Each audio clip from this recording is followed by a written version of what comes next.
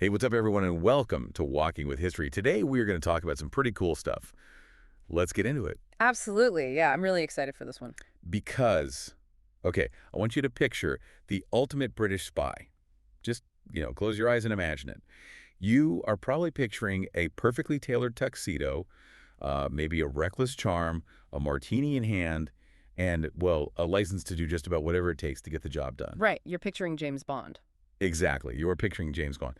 But the actual historical blueprint for that famous character, the real guy, he wasn't this, polished British gentleman at all. Not even close. No, he was basically a master of a long con so deep that he effectively erased his own name. Yeah. So today, our mission for this deep dive into the sources is to really separate a very real, very dangerous man from his own towering myth. We are looking at the life of British intelligence's Agent ST-1. Right. The guy known in the newspapers of his era as the Ace of Spies. The Ace of Spies. So where do we even begin with a guy who literally lied for a living? Well, the sources we're analyzing today present honestly one of the most complicated historical mysteries in modern espionage. To truly understand the end of this man's story and the grim reality of his final mission, we kind of have to start by looking at the fictional legacy he inspired. Right. And then we contrast that with his deeply buried origins.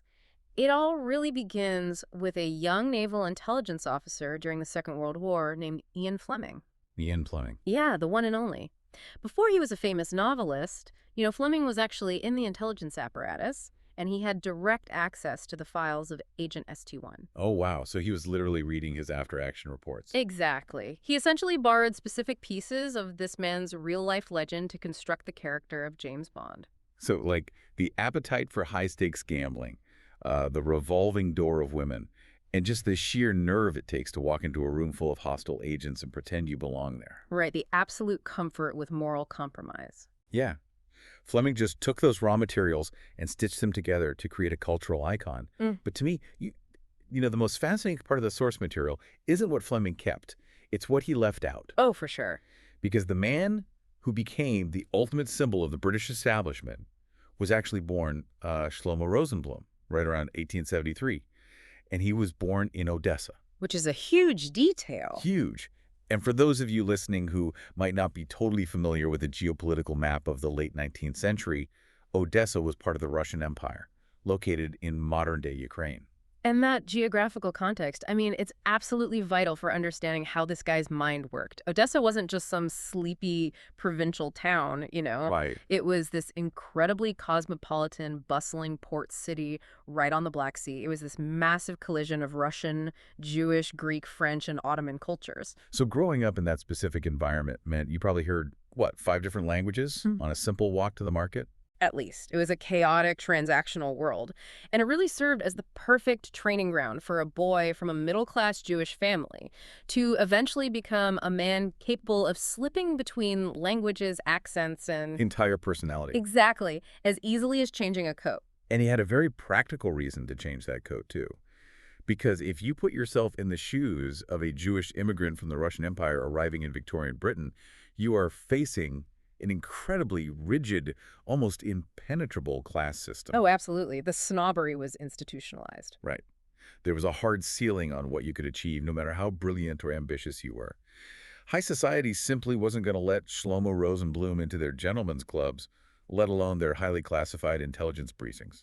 They absolutely would not. The British establishment at that time was entirely based on pedigree, land, and lineage. If you didn't have the right ancestry, you were just locked out. Full stop.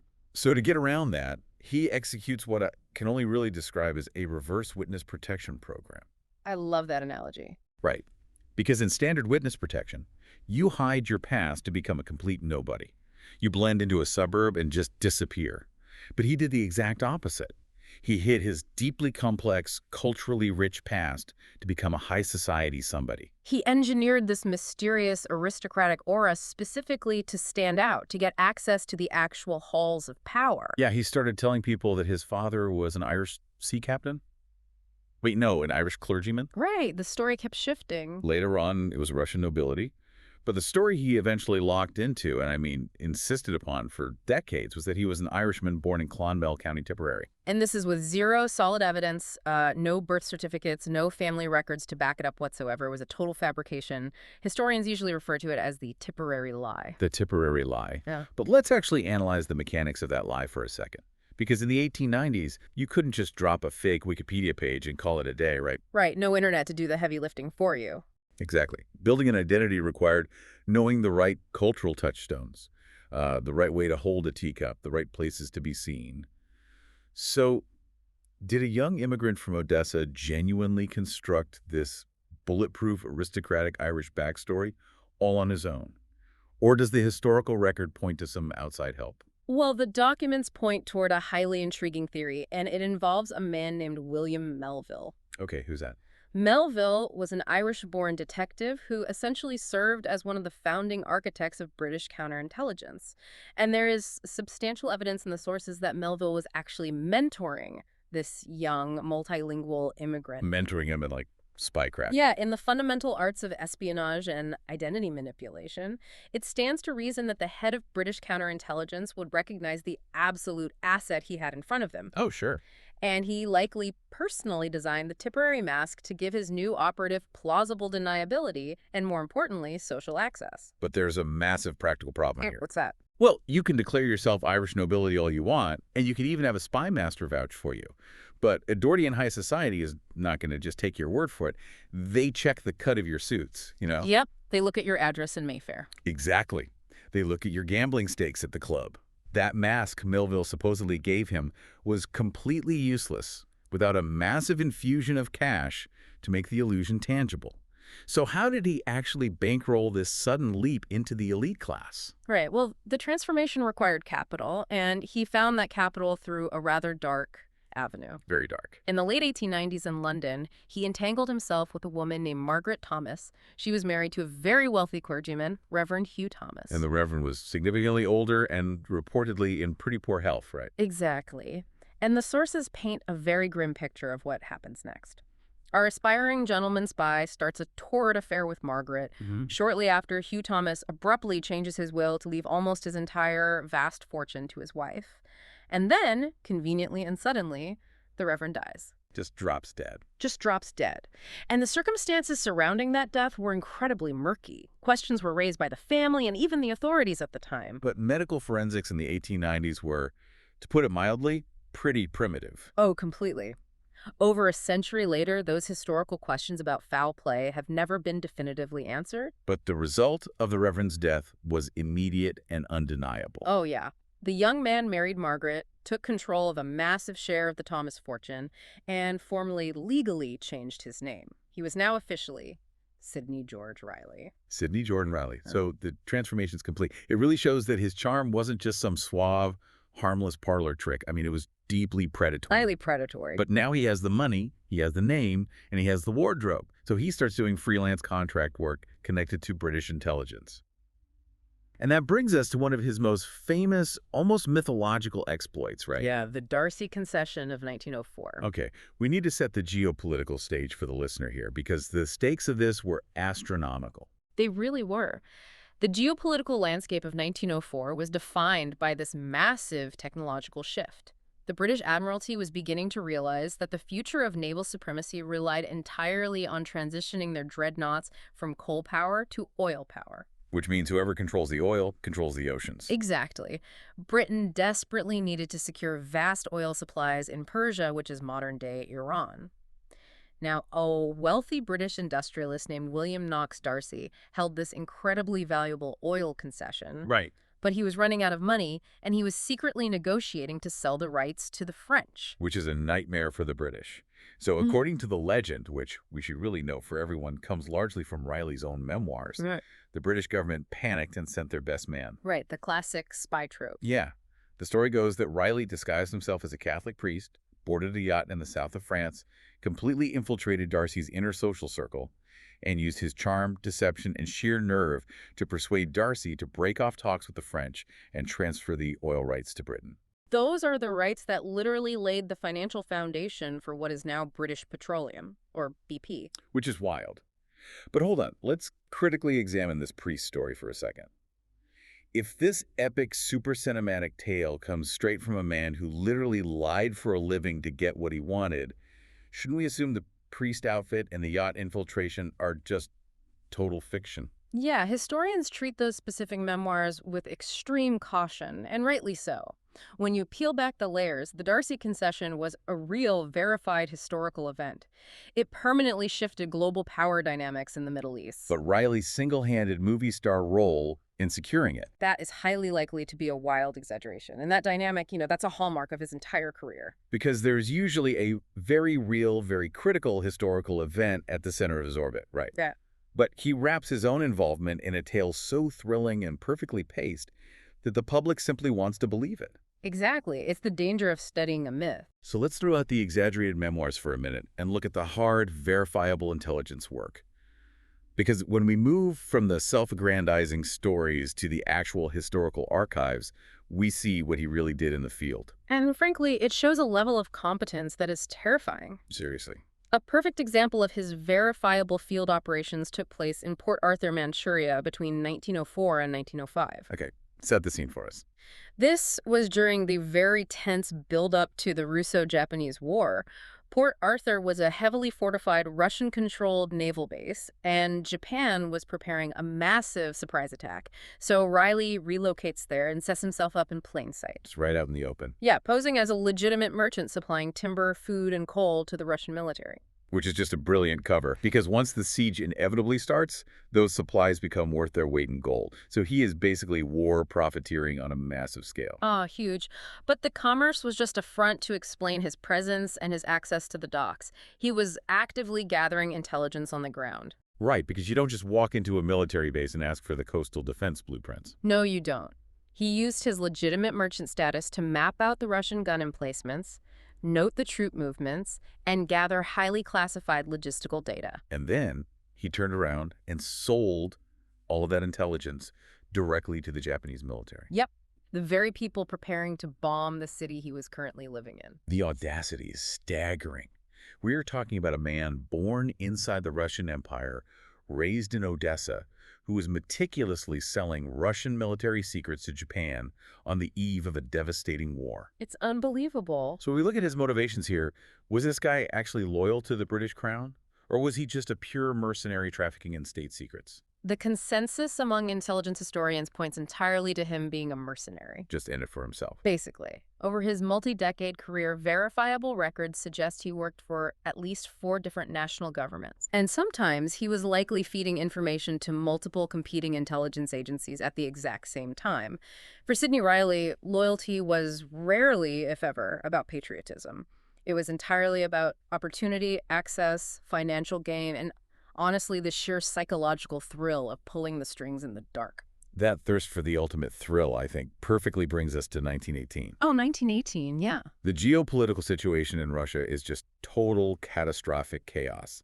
The Tsar has been overthrown, his family has been murdered, the Bolsheviks under Vladimir Lenin have violently taken control of the state, and they have pulled Russia out of World War I. Right, and Britain and the Allied powers are in a state of absolute panic. They're desperately trying to figure out how to weaken or overthrow this new radical Soviet regime.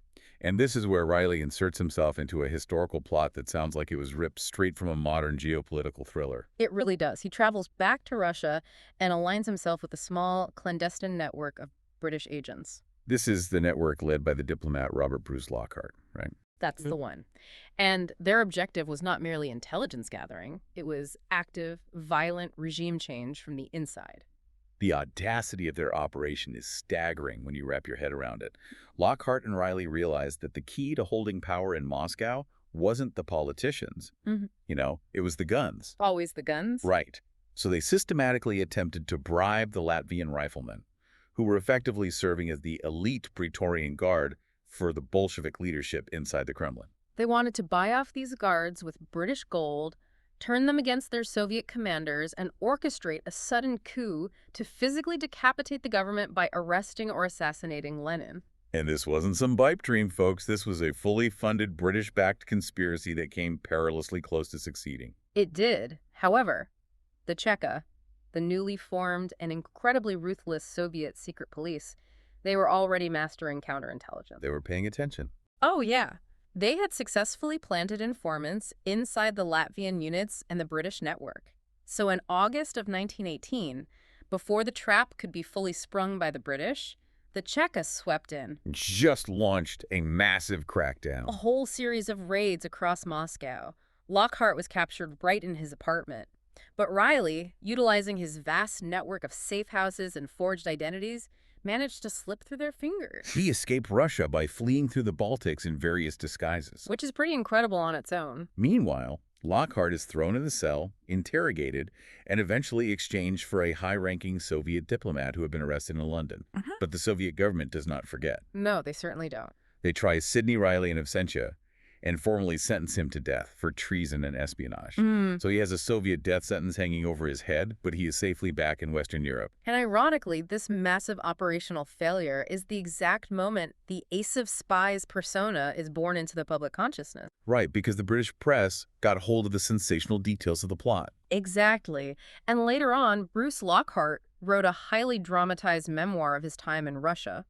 He blew Reilly's involvement completely out of proportion to sell books. Which, makes sense for a memoir. Yeah, but the narrative branded Reilly as this invincible, shadowy master spy who almost single-handedly toppled the entire Soviet government. And it was exactly the kind of press Sidney Reilly thrived on. I mean, he fed the myth at every single opportunity. Oh, he loved it. But a myth built on invincibility eventually has to collide with reality. I mean, you can't outcharm a bullet. No, you can't. For Reilly, that brutal reality check arrives in the mid-1920s, courtesy of Soviet counterintelligence. And this is where we really must contrast the cinematic fiction with the grim reality of his final mission. Right. Because by 1925, Reilly is living in exile. He has burned through his fortunes, his influence in London is waning, he is deeply restless, and he's completely obsessed with bringing down the Bolsheviks. He just couldn't let it go. No.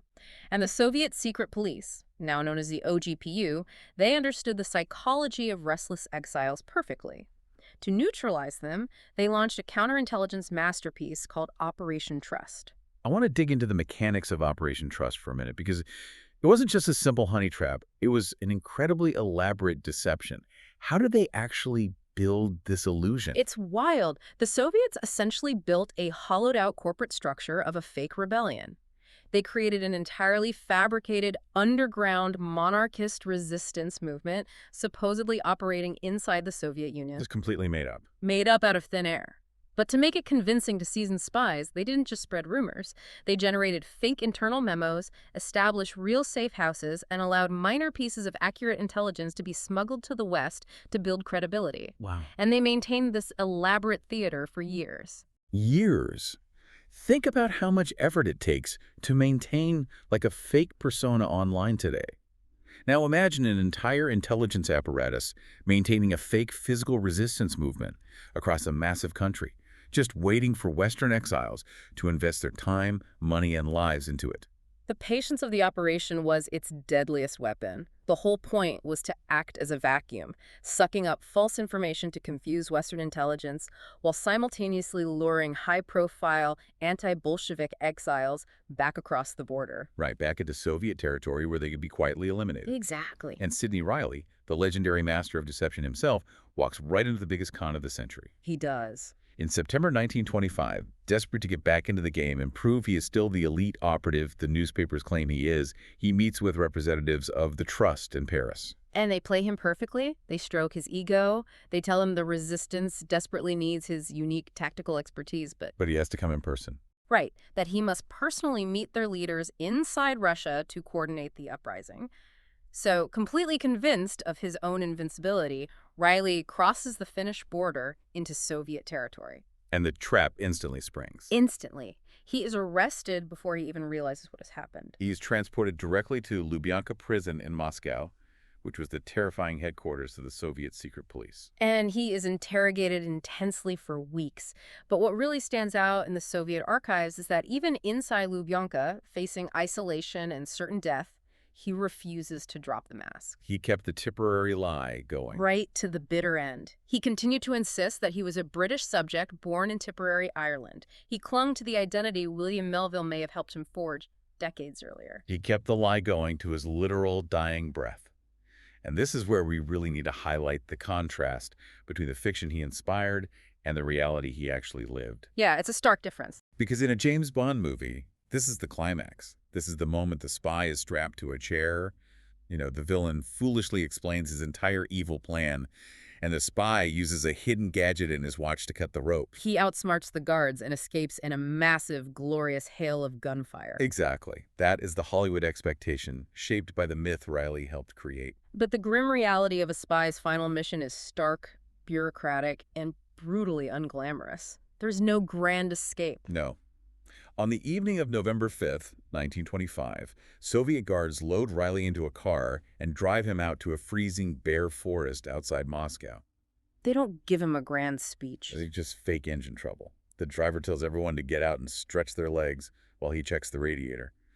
And as Reilly is walking in the dark, crunching over the frost, a guard simply raises a pistol and shoots him in the back. He falls, and they finish him off with a second bullet to the chest. No monologue, no public trial to give him a platform. No marked grave for anyone to visit. Just a dead man left in a cold forest. It is a really sobering reminder of the true nature of espionage. When we synthesize all the source material, we realize that the reason Sidney Reilly matters historically isn't because he was the world's greatest spy. Right. The verifiable evidence simply does not support that title. There were far too many catastrophic failures and wild exaggerations. Exactly. So if he wasn't the greatest intelligence gatherer, what is his actual legacy? Why are we still analyzing him a century later? I think it's because his greatest achievement was his unparalleled self-invention. Absolutely. Long before anyone uttered the phrase personal branding or curated a digital profile for the world to see, Sidney Reilly understood a profound truth about human nature. He realized that a confidently told, meticulously crafted story could unlock heavy oak doors, drain bank accounts, secure state secrets, and literally carve out a permanent place in history. He erased the reality of Shlomo Rosenblum from Odessa so thoroughly and built the aristocratic gentleman's spy so perfectly that his manufactured persona survived long after his physical body was destroyed. His ultimate masterpiece wasn't a stolen naval blueprint or a foiled assassination plot. His masterpiece was Sidney Reilly himself. Perfectly said. Which leaves you with a really fascinating, almost haunting thought to mull over. Because Reilly's self-invention was so convincing, and because his entire existence had been a layered, impenetrable deception, well, the world actually refused to believe he was dead when he was shot in that forest. People just thought it was another trick. Exactly. The public thought it was just another op. For years after 1925, major newspapers kept reporting unverified sightings of him. People swore they saw him sipping coffee in Paris, or brokering deals in Shanghai, or operating deep undercover in the Middle East. By making it absolutely impossible for anyone to know who he really was while he was alive, he inadvertently made himself immortal. He became a ghost that even a Soviet bullet couldn't entirely kill. Thank you so much for joining, and remember, if you've made it this far, hit that like and subscribe so you can catch the next one. Stay safe and keep learning.